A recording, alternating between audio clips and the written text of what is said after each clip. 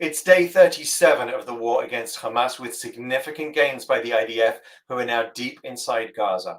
Meanwhile, there's international pressure on Israel as anti-Semitism spikes. We'll have an update from the front line by the IDF, plus insight from the excellent Professor Gil Troy. I'm Michael Dickson, and this is Stand With Us TV Live.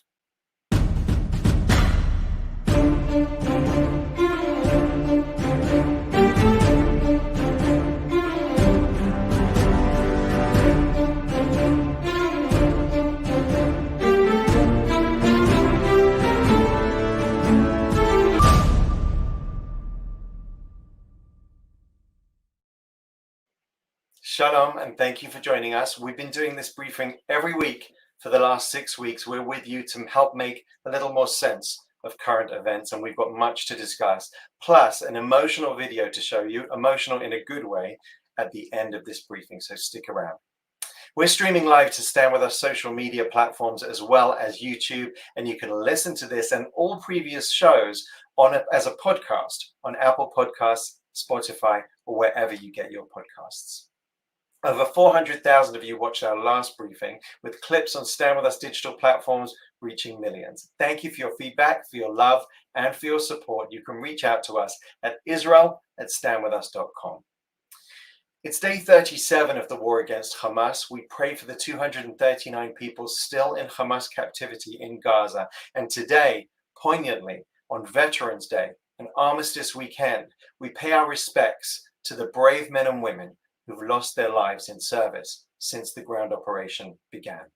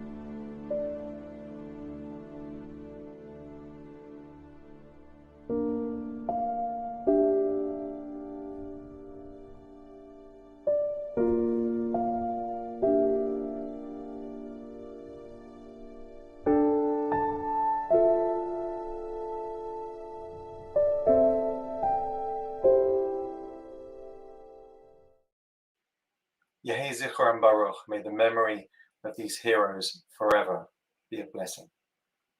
And last week we lost Rose Lubin, a 20-year-old Israeli-American serving in the border police, who was stabbed to death by a terrorist.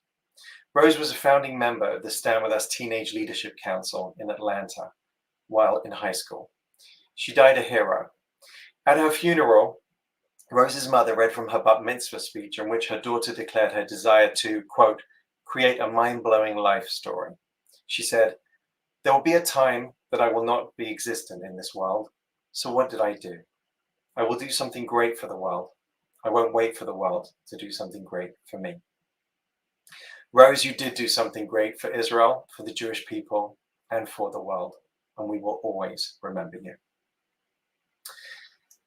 Let's get an update now from the front line of the fight against Hamas. We go live for a briefing from IDF International Spokesperson, Lieutenant Colonel Jonathan Conricus. Thank you once again for joining us today. Thank you for having me. We had a major escalation today in the north when an anti-tank missile hit Israeli civilians, causing serious injuries. The northern border appears to be heating up. What can you tell us? Yes, not only that, not only anti-tank fire against civilian contractors that were repairing important infrastructure, but also rocket fire towards northern Israel and rocket fire or mortar fire towards Israeli positions in Mount Dov, and a continued steady escalation by Hezbollah, despite our warnings, despite the fact that I think that they are aware that they are in a very dangerous situation and they are perhaps bringing Lebanon very close to war. We have been warning that continuously, telling them that the fate of Lebanon really is in the balance here, and that Lebanon is risking a lot by allowing Hezbollah to do what they're doing. So far, what the IDF has been doing is to defend, anticipate attacks, try to thwart and stop them, and in some cases, quite a few cases, also preempt these attacks and attack the attackers before they do their aggressive deed of firing towards Israel. The amount of Hezbollah casualties, which according to the open figures that I have are nearing 80, is very high.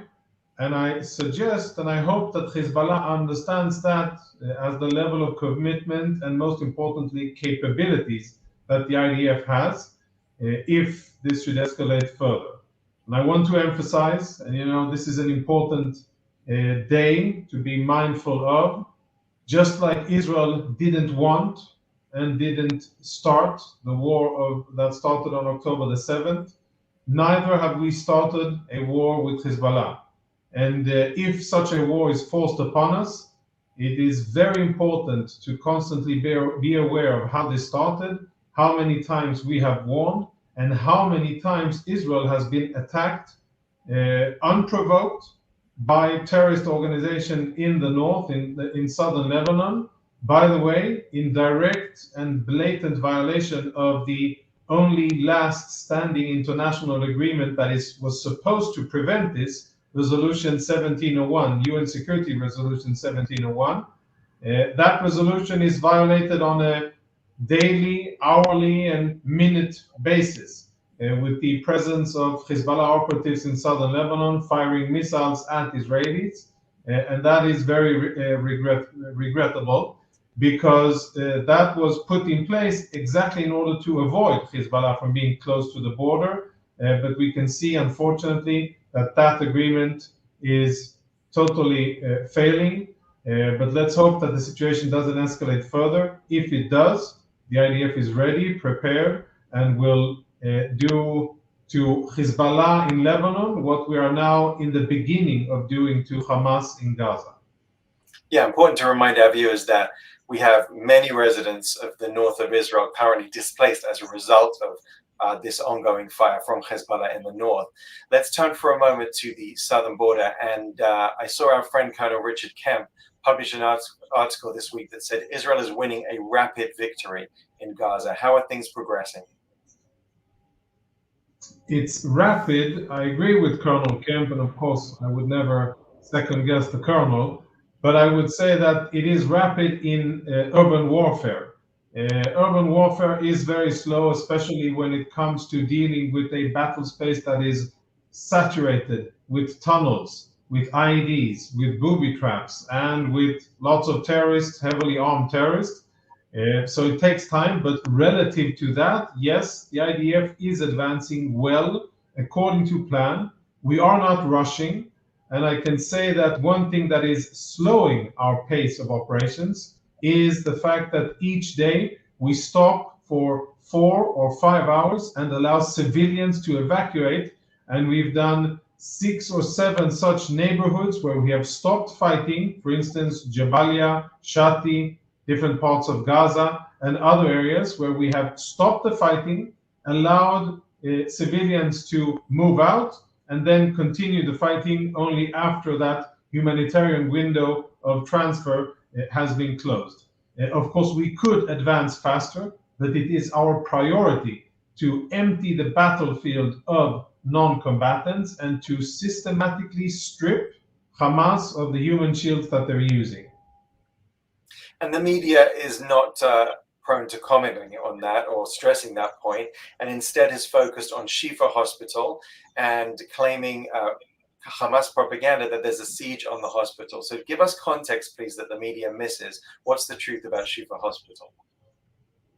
Yeah, the truth is, first and foremost, that we're talking about a very important Hamas compound. Yes, there is a hospital above ground, and yes, there are many people in it, patients, etc. And there are quite a lot of internally displaced persons that were seeking refuge in the court or in the area around the hospital. But from a military perspective, something that's really underreported is what's underneath Shifa. And the reason why our troops are nearby, not under siege. There's an open way for civilians to evacuate themselves to the east on a street called El Wahda Street. We have communicated this with the Palestinians, with the manager of the hospital and many others, and it is still open and it is still possible. What we have to be aware of is that this is something that Hamas has planned in advance. It's not as if they just now rushed to the hospital in a frantic search for rescue. No, this is a compound that Hamas has prepared for many years, an area where even before 2014, the last major confrontation with Gaza, when we had ground troops, not in Shifa but elsewhere, in 2014, there was ample evidence, even Amnesty, not one of the organizations that can be that you could think would be supporting Israeli information efforts, but even Amnesty condemned Hamas for executing Palestinians at Shifa and using some of the wards, some of the deserted areas in the area of Shifa for military purposes, specifically executing Palestinian dissidents. And if you want to look it up, you can check out an article published by Amnesty after 2014 criticizing extrajudicial killings. Why do I mention that? Because what we have been saying all along is that Hamas not only is present above ground and controls the hospital, but it is present below ground. And the most important infrastructure is below ground. And as we have said before, the IDF is going to dismantle all of Hamas infrastructure. Wherever it is, we will have to dismantle it. So in order to make sure that there is no military threat emanating from Gaza, Shifa and the Hamas compound under it, which is the military target, is of significant importance to Hamas, and therefore we will have to deal with it. I won't go yet into details. We'll see that probably in the coming days, what will happen and how things will happen. But since it is an important military target, we'll have to address it as such. And despite that, the IDF provided 300 liters of fuel for urgent medical purposes to Shifa Hospital today. What happened with that? Yes, we are, aware of the situation with the babies and the urgent need for fuel, which I think shouldn't be such an urgent need for fuel because there is lots of fuel in Gaza.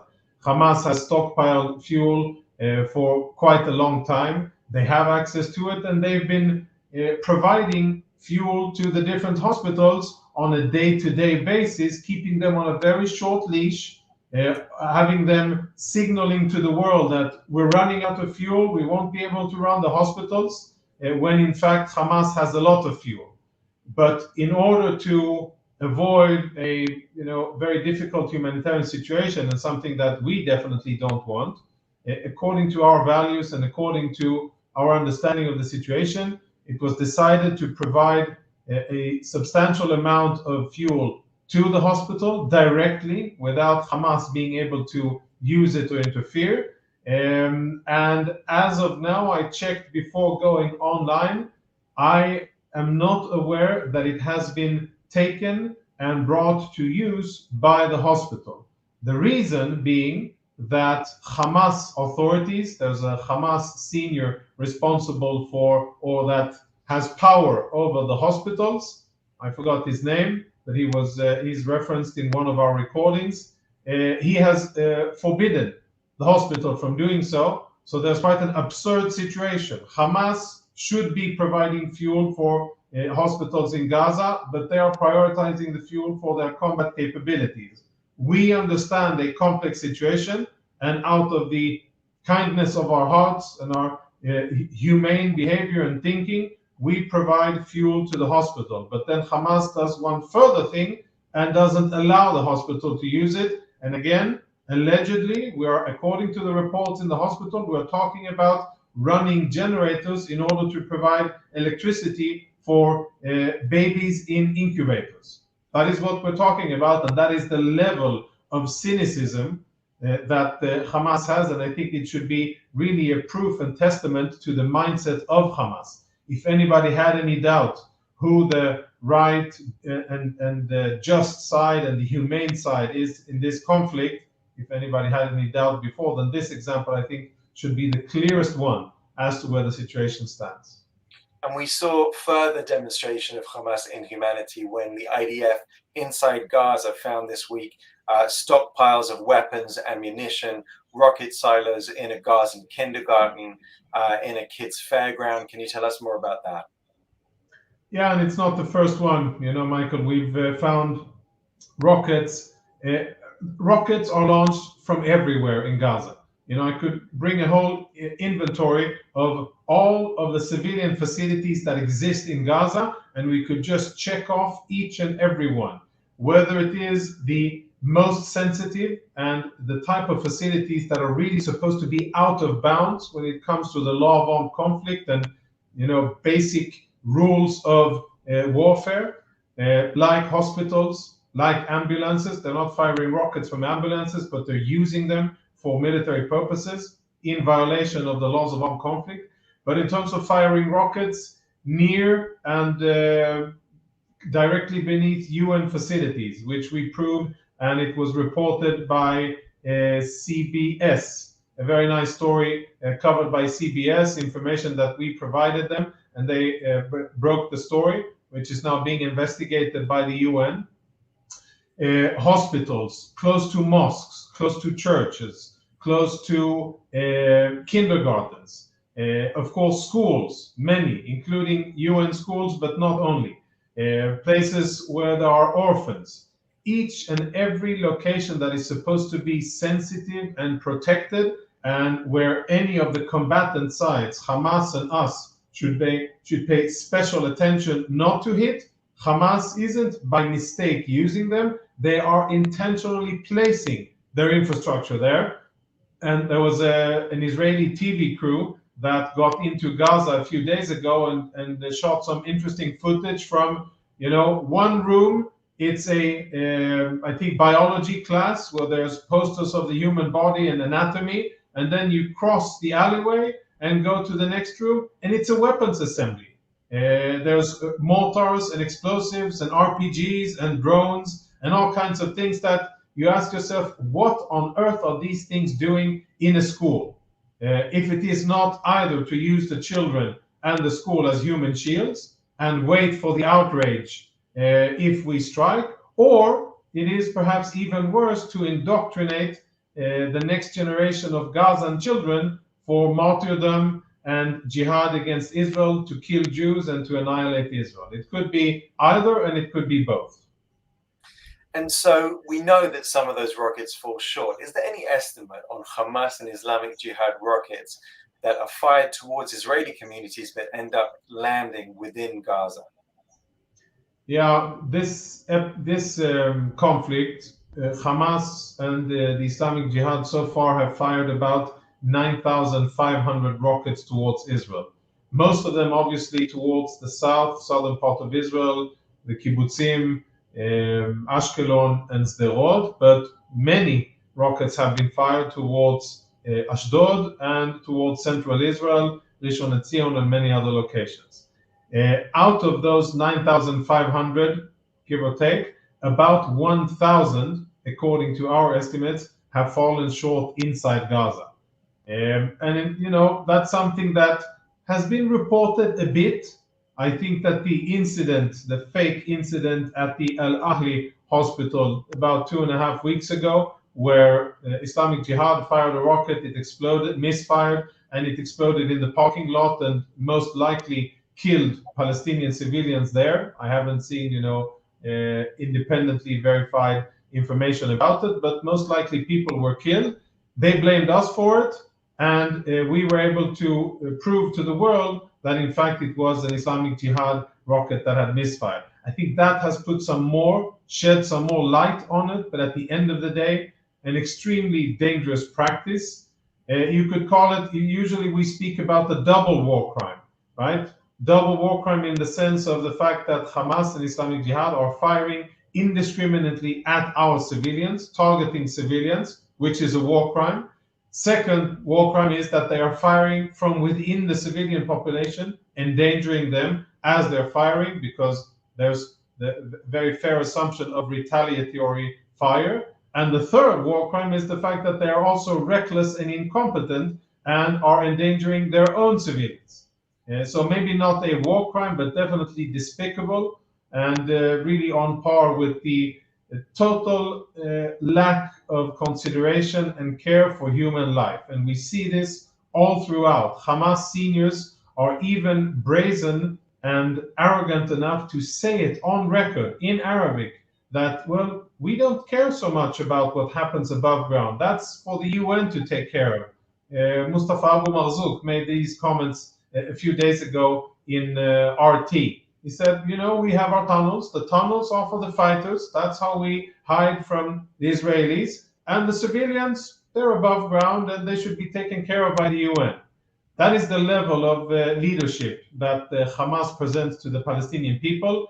And I think that today, more and more Palestinians are seeing that, and they are revolting against Hamas. We're seeing early signs of unrest, of courage by Palestinians to rise up and to confront Hamas. Early stages yet, but I don't think that we've seen the end of it. Finally, it's 6 weeks of us running this war briefing. You've joined us week in, week out. We appreciate your time very much. Our viewers will be watching the news, finding, I'm sure, a lot of times a real dissonance between what the news is broadcasting and what the actual facts on the ground are. Many of them want to be advocates for Israel and to get the true information out there. What are the key points that you would want them to put forward? Yeah, first of all, you're totally right, Michael. It's first of all to be aware that the fact that people encounter it on their feed, whatever social media they have, or they see it in the news, doesn't make it true. It just, that's what someone has decided, some editor or journalist has decided is truth and what they want to report. Many times reports are okay and they're unbiased and they're well-rounded and they present a complex situation well, taking into consideration everything that's happening, but many times it is simplistic, it is biased against Israel, and it is substandard reporting. I won't be naming names, but I think that there are many networks that really, if the IDF needs to do soul searching and reckoning after the failure of October the 7th, there are many news networks and institutions that should be doing the same afterward as well. What I suggest is to do a lot of fact checking and to hold news organizations and reporters accountable for what they say. And when you catch them not doing their job properly, then please highlight it. And I think that's very, very important. And there are various organizations who do that. Stand With Us is helpful with that as well. But there's other organizations that are active. Camera and Honest Reporting, to name but a few. But it doesn't even have to be under an organization. If you see a report where a reporter reports something that you think is odd and off, then go fact check. Check it with other reference, cross-reference it with other sources, and then present on social media with letters to the editor of whatever news network it is, and by whatever means you can, and fight back. There's many narratives that are being pushed that are detrimental towards Israel and the Jews in general. There's a whole, let's say, campaign being run by BDS supporters around the world to create this false narrative that the world is against Israel and that capitals around the world are against Israel. If you look at polling and if you look at data that has recently been revealed, that isn't the case. There are many Muslim immigrants in many cities around the world that are indeed very hostile towards Israel and are happy to promote Hamas and their genocidal agenda. But there's many decent people who are just appalled with what they're seeing on the streets of London or Washington or Berlin or Stockholm or many other places. But then it's a matter of speaking up to that. And I don't want to go too long, but I'll just say that there's fact checking that can be done. And when you find inaccuracies, it's very good to hold journalists accountable and show what they do wrong. Sometimes it's an honest mistake, sometimes it isn't. And perhaps many Arab states silently cheering the IDF on as well. Lieutenant Colonel Conricus, thank you so much for being with us. Best of luck to the IDF as they continue their mission. May they be successful and safe. Thank you. Thank you, Michael. Our next guest is a distinguished scholar in North American history at McGill University. He's based in Jerusalem, and he's an award-winning American presidential historian, as well as a leading Zionist activist. He's the author of several books, including The Zionist Ideas, Moynihan's Moment, and Never Alone. It's my pleasure to welcome our friend, Professor Gil Troy. Gil, thank you so much for being with us. Always great to be with you, Michael. I'm a big fan of Stand With Us and the important work you're doing. Thank you. And we're all going through something right now, whether in Israel or around the world. So as a historian, can you put the seriousness of this moment into historical context for us? Well, of course, we'll be able to do that better in 6 months or a year. But on October 7th, I think we saw a civilizational clash. We saw a defining moment. We saw a moment where evil was unleashed on civilians. And we have a choice. We can either stand up to the challenge of the moment, or we can retreat. And I'm very proud to say that Israel is standing up to the challenge. I'm very proud to say that whether you're Republican or Democrat, when Joe Biden says don't, and sends 2 aircraft carriers and a nuclear sub into the area, he's standing up to the challenge. I'm very proud to see that the British Prime Minister, the French Prime Minister has also stood up to the challenge. And that's the macro. On the micro level, every single one of us has to ask the question, at that moment on October 7th, when we woke up and we realized the evil that was being perpetrated on individual citizens, on innocent civilians, do we want to use that moment to redefine our lives?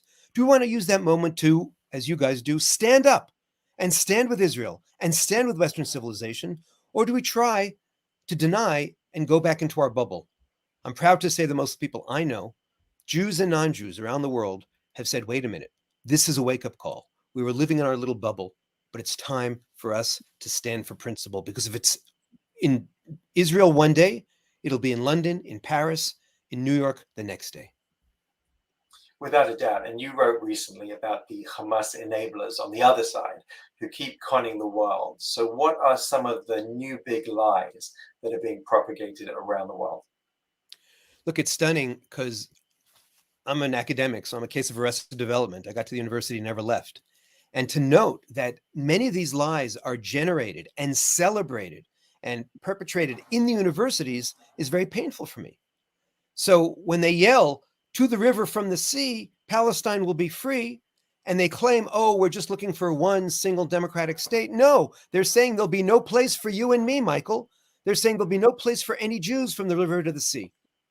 When they talk about decolonization, and even on October 7th, you want to be anti-occupation, that's fine. You want to be anti-Israel, that's fine. But on October 7th, with women being raped, with babies being beheaded, with grandmothers being kidnapped, with people, young and old, being slaughtered, you couldn't stop your ideology for a second and sit with your Jewish friends and non-Jewish friends who care about Israel and say, wait a minute, this is unacceptable? No, you imposed this oppressed oppressor notion and said, well, decolonization costs. Or you say, as a Cornell professor said, I'm exhilarated by it. These are big, big lies. And then in the article that I wrote for the LA Jewish Journal, I list 9 of these kind of lies. We talk about how Gaza was occupied. Well, if Gaza was occupied, how come today's New York Times, looking at the extensive tunnels that were developed, talks about the area that was under Gaza, under Hamas's control? How could Hamas have been how could Hamas have been controlling it when in fact it was supposedly being occupied by Israel? Israel withdrew from every last inch of Gaza in 2005. And the Palestinians, this isn't just a Hamas issue, folks. The Palestinians had a choice. They could have either built a Riviera on the Mediterranean, a Riviera of the Middle East, or they could have built the war machine that they did. On Friday, we discovered that the IDF has already targeted 15,000 targets. Do you know what that means? It means that before the disengagement, maybe there were 1,000 or 2,000 targets. Since that time, Hamas has taken all the fuel and all the material and all the manpower and used it just to build this war machine, just to try to destroy civilian life in Israel. And we're at fault? And we're the ones who are disproportionate? And we're the ones lacking in morality? No, siree. And of course, we remember Western allies prosecuted a war against ISIS. Many other conflicts have raged around the world, and yet we've never seen anything compared to the amount of rage and abuse that's hurled at Israel. So what's the reason for that stark difference? In American constitutional law, there's a phrase, the Constitution is not a suicide pact. That for all our morality, for all our legality, for all our constitutionalism, at the end of the day, the primary goal of a nation is to protect its citizens. And that is a moral stance. And the moral stance today is for Israel to protect itself, defend itself, and understanding that it's also defending, in a sense, Western civilization. And so when you see the hundreds of thousands of people protesting in London, defiling Armistice Day, I must add, in Paris, in Washington, in Boston, you say, what's going on? And I don't just look at the way the Western world fought ISIS and the over 10,000 people killed in Mosul, which was actually not like Gaza, not a hostile population, but an innocent population that was simply overwhelmed by ISIS, but that was the nature of the fight. I don't just look at the 100,000 people killed in Iraq as the United States of America was trying to save Iraq from Saddam Hussein. I go back to that civilizational conflict, World War II. Winston Churchill, Franklin Roosevelt. These were people who wanted to save civilians. These were people who, in many ways, tried to avoid involvement in the war. But once they saw the nature of the conflict, they saw it's them or us. They saw that every time we are engaged in a fight with the Nazis or the Japanese, and I would add with Hamas, any civilian casualty, any wounded person, any loss is their fault because they started. That's one level of morality. The second level of morality is that you have to do everything possible, not just to defend yourself, but to defend Western civilization. And to get to the core of your question, and I hate to say this, but when I see the fury, the anger, the inability to let Israelis defend themselves, and we see what happened on October 7th. In Israel, we saw the anti-Jewish, anti-Semitic nature of Hamas's anti-Zionism. And throughout the world, we're seeing the anti-Zionist nature of modern anti-Semitism. And so that silly debate about, is it anti-Semitism, is it anti-Zionism, it's been merged. When they have posters saying, gas the Jews, that has nothing to do with Israel, that has to do with Jews. And when we see the way Jewish women were dehumanized, and the feminists don't even stand up and say, wait a minute, what about Hamas's rape culture? This is unacceptable. We see that the fury against Israel has its origins, I'm sorry to say, in a 3,000-year-old hatred. People like to call it anti-Semitism. I call it Jew hatred because it's an uglier word. It sounds less scientific, less clinical, and it's got to end. They found in Gaza this week a copy of Mein Kampf in Arabic being taught there. It speaks to the whole concept of education being central to this conflict, both between the Palestinians and Israel. and of course the West versus Israel as well. It's stunning when you look not only at the copies of Mein Kampf, when you hear reports that I'm hearing from the territories that in the last 2-3 weeks, they've seen more swastikas up, more Nazi symbolization up. First of all, you see how Hamas, and I'm sorry to say, much of Palestinian political culture dips into the evil well of Nazism. And we really do need a denazification. But the greatest scandal here is who was paying for this education of 2 and 3 and 4-year-olds yelling, Itmachel Yehud, kill the Jews, slaughter the Jews. It was the UN through UNRWA. It was the lovely Canadians and the Norwegians and the Americans. The day after this conflict, the day after this war, there's going to have to be a reckoning in Israel. Let's acknowledge that. There's going to have to be a new set of protocols dealing with both Gaza and the territories. But the international community has to take some responsibility for the degree to which they, through goodwill, helped pay for, finance, and even conceptualize a kind of education which was really a form of child abuse, which led, and think about it, Hamas has been ruling the Gaza Strip for 16 years. 18 years ago in 2005 was the disengagement. In those 18 years and in those 16 years, many of the fighters, many of the killers, many of the rapists were raised on hate, a hate sponsored by the loveliest, nicest, most liberal forces in the world today. That's messed up. And it's partially a story of anti-Semitism, but it's partially a story of Western naivete and a failure of the West to recognize the evil out there. And once you can't recognize evil, you actually lose your appreciation for good. And that's part of the reason why Israelis, for all the suffering we're enduring, and I was so moved by that opening list of the 43 heroes, and so worried that the list is only going to grow and grow by these wonderful people. We suffer. We mourn.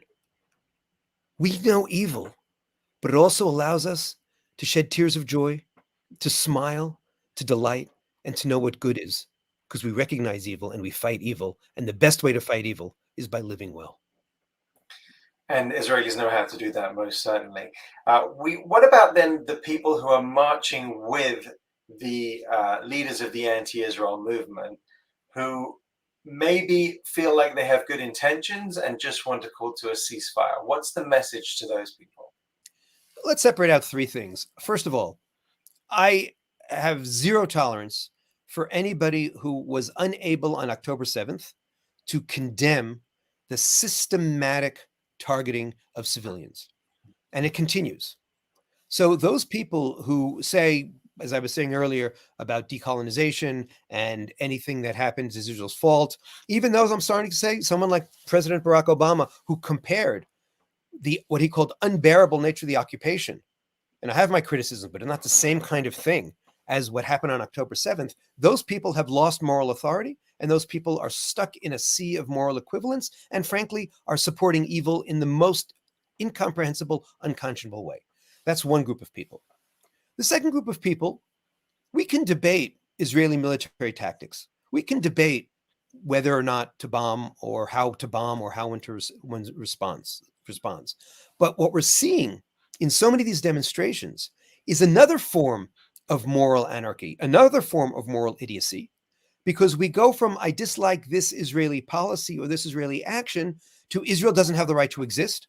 I dislike Israel itself and gas the Jews. That too is unacceptable. We have to be very careful, because even as we condemn the extremists, the fanatics, those whose souls have really withered, and by the way, I don't envy them. And I also, as a person who believes in free speech, I don't want to clamp them down, because I want people in Paris to see who is supporting evil. I want Harvard donors and Harvard parents and Harvard students to see the Harvard professors, the Harvard students, the Columbia professors who are supporting evil. So I don't want to clamp them down. I want to let them speak. I have faith that there are more decent people in the United States, in England, in France, than these indecent people. The third group, and not the moral idiots, and not the evil ones, but the morally confused ones. And now, unfortunately, anti-Israelism has become hip. has become a trend. And those are the people we really have to work on. And we have to be careful not to clump them in with the October 7th apologists and the Bash Israel Firsters, and try to have a conversation with them in which we ask the question, if you were attacked in Canada, nice Canada, in England, in the United States, this kind of systematic slaughter, this kind of systematic rape, this kind of systematic kidnapping, what would you do? How would you defend yourself? If you understand, as I said earlier, that your constitution, your basic form of government is not a suicide pact, how do you mobilize? Once you answer that question, then go historically and go on a journey with me and see how it was done in World War II, how it was done in fighting ISIS. And then if you understand that Hamas is ISIS, then explain to me what Israel's doing wrong and acknowledge what Israel's doing right. But to take this very complicated conflict and to speak about it in such simple terms should be a warning bell, an alarm bell, that no, we're not in the realm of thought, we're in the realm of propaganda. And that third group is the group we really have to be working with. Absolutely. We're both here in Israel. Most of our audience is not. What's your message to diaspora Jews right now? First of all, stay strong. I know it's been a very difficult time for many of my friends in the diaspora, but learn in some ways, not from our mistakes, but from our strengths. You know, when I hear that at Cornell University, for example, there was some threat on social media to stab the Jews, and then all of a sudden they shut down the kosher dining hall, I was embarrassed. Why didn't they invite the football team and the lacrosse team to the kosher dining hall, give them free steak, and say, we need your allyship, we need your friendship? But even more than that, how come Jews don't know how to stand up for themselves? Look at your 18 and 20 and 22-year-old cousins and heroes in Israel. Look at these 38 and 42-year-olds who are going from being principals of schools to fighting. Stand strong. So first is there has to be a Zionist revolution from within. And secondly, you have to reach out. There's a beautiful test. It's a beautiful win-win when you go to your non-Jewish friends and you say, by the way, anti-Semitism, it's not a Jewish issue. It's a non-Jewish problem. It's not a disease of the Jews. It's the disease of some non-Jews. And you turn to your non-Jewish friends and say, will you join me in the rally in Washington on Tuesday? It's a win-win. Either they join you and you're sometimes pleasantly surprised, or you discover who your true friends are. So first, I think there has to be a more creative, more angry, more out-of-the-box fight against anti-Semitism. And second is we in Israel, we need your help. We need your love. We need your support. This war has already cost over $50 billion is the estimate. There was $4 billion of damage done just on that one day on October 7th. This is an opportunity not just to write checks, but to open your hearts and to start thinking about, how do I come and help rebuild the South? This can be a really exciting moment. As I said earlier, history sometimes bursts into your house and you can try to dodge it, or you can say, hey, wait a minute. This is a moment for me to stand up. This is a moment for me to think what's important to me. And this is a moment for me to use the pain in Israel, the trauma in Israel, the loss in Israel, the need to rebuild in Israel as a chance, as Zionism always taught, to build and be rebuilt. I know that's what's going on in Israel. I know so many young people who are fighting in the army now are already planning to go south and rebuild. And I want there to be new communities and rebuild communities. I want some of the new communities to be religious and non-religious people living together, working together, praying somewhat differently, but understanding how united we need to be. And I want those older communities, those hurting communities, to rise again. And we have the opportunity, we have the human capital to do it. And I think it could be such an exciting story that it won't just inspire Israelis. It won't just inspire Jews, but it'll inspire non-Jews all over the world, like those cowboys from Montana who arrived in Israel just a few days ago. I visited the stand with us office today, the cowboys from Montana. They're 7'20", but we love them. And their hearts are even bigger than their smiles and their 10-gallon hats. And we appreciate them being here. You literally wrote the book on Zionism. I have it here. I think you signed it. Thank you very much. So at this time, specifically at this moment, why is Zionism so relevant to the Jewish people? And if it's hard to do and everything is day by day right now, but let's look ahead. What does Israel and the Jewish people's relationship with Israel look like in 6 months, a year, 5 years' time? We have to do what I call the jujitsu, take the negative and turn it into a positive. October 7th was an awful, awful day. The bloodiest day in Jewish history since the Holocaust, we keep on saying.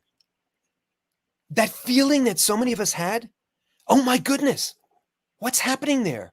I feel for those people. That's a peoplehood feeling, and that's an important feeling.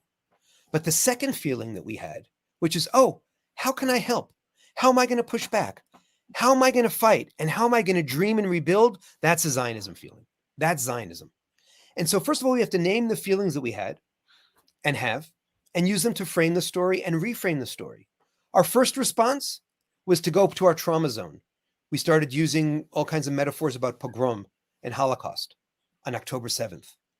October 7.2 is saying, wait a minute, within minutes, Israelis from all over the region were coming and fighting, sometimes on the kibbutzim and sometimes coming from hours away and on their way. And they saved Israel that day.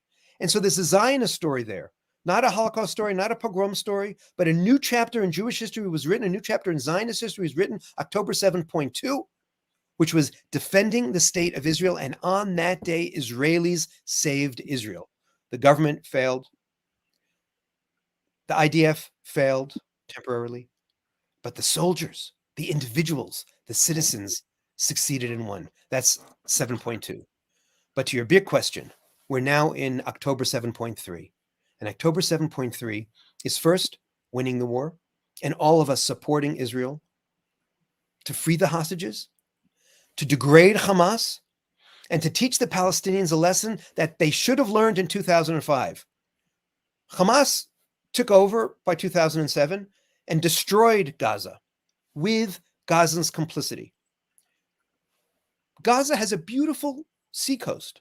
It could have been the Riviera of the Mediterranean. They chose to make it Hamasistan. Let's try to reset it and give them an opportunity to rebuild. But for us, this is a moment for us to start dreaming again, for us to start thinking again, for us to start appreciating again, and for us to learn the lessons of these awful, awful days. When you're faced with Jewish history, staring you in the face, breathing down your neck, and we might be in the darkest, darkest days. We might be going down the darkest, darkest tunnels. And then you see these points of light. You see Rose Lubin, this 20-year-old from Atlanta, who just wanted to live her life here in Israel. And unfortunately, her life was cut short. But her memories inspired so many. Thousands of people came to her funeral. Tens of thousands are reading her story. When you see again and again these young, brave people running toward the fight, not running away from the fight, and then planning on rebuilding, you know that death cult that Hamas has developed is never going to defeat us.